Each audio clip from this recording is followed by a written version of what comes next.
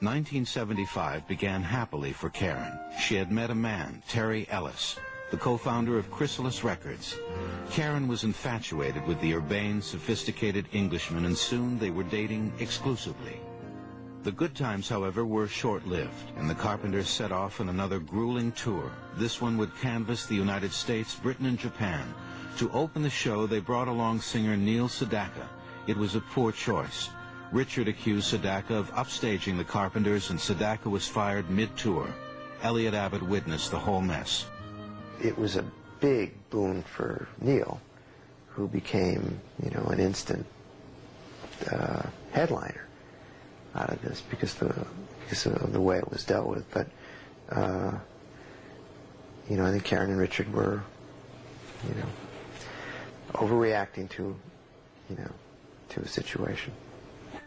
One of the early stops on the tour was former hometown New Haven, Connecticut. Old friend Debbie Cudicello went to see Karen and was shocked by her appearance.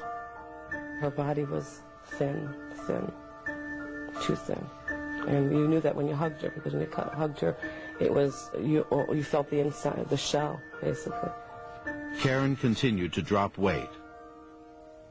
Elliott Abbott went to see her in Vegas. She was in the throes of anorexia and wearing a sleeveless dress, and it was really, really difficult to, you know, to see her, to hug her. You know, you just wanted to take her, you know, right to Baskin-Robbins and McDonald's and just never stop feeding her. The rest of the tour was canceled. Karen was hospitalized at Cedars-Sinai in Los Angeles, then sent home to Downey. Word of her condition leaked out, recalls Harold Childs. I remember the first time I saw her after she had lost so much weight and was like, whoa, what's going on with Karen? And then the rumors got around that she had that problem, that she was trying to deal with it. Dealing with it for Karen meant hiding it, a common ploy of anorexics, according to Dr. Raymond Vath, an expert on eating disorders. If you're a perfectionist, then you know that you're not perfect. People try to hide that from others. The alcoholic tries to hide his alcoholism, and eating disorders are an equally secret disease. After her so-called recovery, Karen made a bold move. She moved into Terry Ellis's home. Richard and her parents were stunned. The relationship, however, was not to last. Karen and Ellis, plain and simple, were incompatible. Karen, for example, enjoyed spending her evenings in front of a TV set with her knitting, while Ellis preferred late suppers and nightclubs. Within a week of cohabitation, Karen moved back home. That fall, Karen and Richard left for England to resume their British tour. They had a new manager, industry heavyweight Jerry Weintraub. Sherwin Bash had been fired in the Neil Sedaka fallout. As soon as the tour began, another romance blossomed for Karen with another Englishman. His name was John Adrian, nicknamed Softly, who was working in A&M's British promotions office. Adrian distinctly remembers the first time he met Karen. I was quite shocked, really, at her, for the want of a better word, her normality. You know, she was very sweet. And I'd sit and eat breakfast with her and the press people and stuff, and she was just charming. She was just beautiful, you know, and I thought, my God. The attraction was mutual. I've never really spoken about it, really, before. And it was a very intimate relationship that very few people knew about. Some people guessed what was going on because you can't be around people when they're attracted to each other and not know. And that's just entirely stupid. But we kept it very sweet and very light, and we liked each other enormously. Both Karen and Adrian feared that Richard, her family, and the Carpenter management would not be pleased that Karen was having an affair with an A&M staffer. We had to kind of sneak off like two little kids, you know, sneak away so nobody would know. And we just kept it private, and nobody did know. I mean, Richard didn't know a thing what was going on at all, neither did anybody else. Just me and her, and so on. You know, secret phone calls and all that stuff. And so, but that was the way it had to be. Adrian saw the private Karen. the overprotected rock star and her hidden obsessions. She told me she was fat at school, that's why she didn't ever want to be fat again, you know, so. You ever been to dinner with anybody who pushed their food around? They don't eat, they just push their food around. That's what she did, and picked it a little bit. Despite their precautions, word of Karen's relationship with Adrian got around. The general impression was it wouldn't be a very good idea, you know, that we shouldn't do this thing. And basically I think the pressure was put on, you know, and I backed off and she backed off, basically. So it never happened, really. Simple as that. And I did love her, there's no doubt about that, and I was very sincere and can say that 20 years later.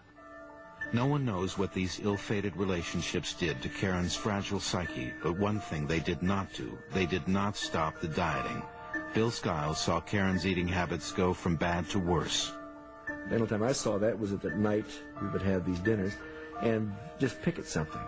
And it got worse and worse until, like, the disease came into fore then, but she had it before it was, you know, out there, that she just couldn't eat. Pretty soon she couldn't. Karen's commitment to dieting had spawned an evil side effect. It was weakening her heart. Karen Carpenter had begun her downhill slide.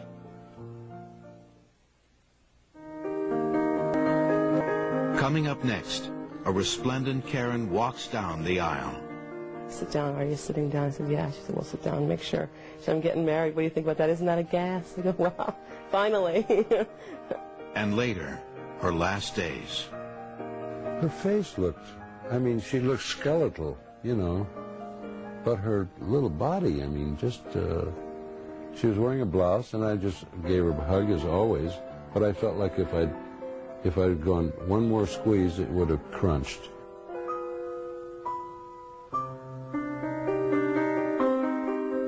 Return to the Karen Carpenter true Hollywood story.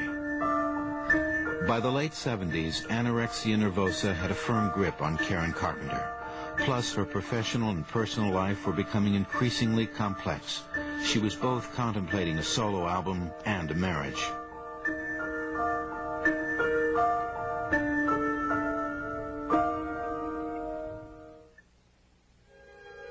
Karen, rock star or not, was at heart a small-town girl. Part of her had never left New Haven, and she often returned to visit. On one such trip in the mid-70s, her old friends, the Vayusos, were shocked by her deteriorating condition. We were helpless, basically. My husband, my mother, my father, we'd all see how thin she was, and we'd encourage her to eat, and she did, but that's not, the 7 days here of the year can't certainly help. Karen was not the only Carpenter in poor health. Richard was having a problem with the relaxant drug Quaalude, a dependency that had begun innocently enough years before. We used to take a Quaalude at night because several things happened. You did the show, you got off late. You went out, you had dinner, it was always late. What do you do? Okay? At one point, you got to go to sleep because you got to get up maybe at 7 or 8, 9 o'clock in the morning.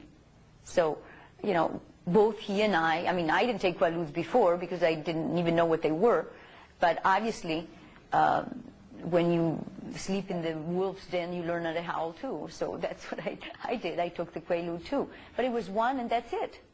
It wasn't like, 25 a day. On September 4th, 1978, during a Carpenter engagement at the MGM Grand Hotel in Las Vegas, Richard told the band he could not perform anymore. Shortly after, he voluntarily committed himself into the Menninger Clinic in Topeka, Kansas, where he underwent treatment. The Carpenters were never to perform live again. While Richard was temporarily incapacitated, Karen was restless. Bob Garcia. Well, when Richard was having his downtime and taking his break, she wanted to do something. She didn't want to stop. Something, recalls Doug Haverty, was a new album without Richard.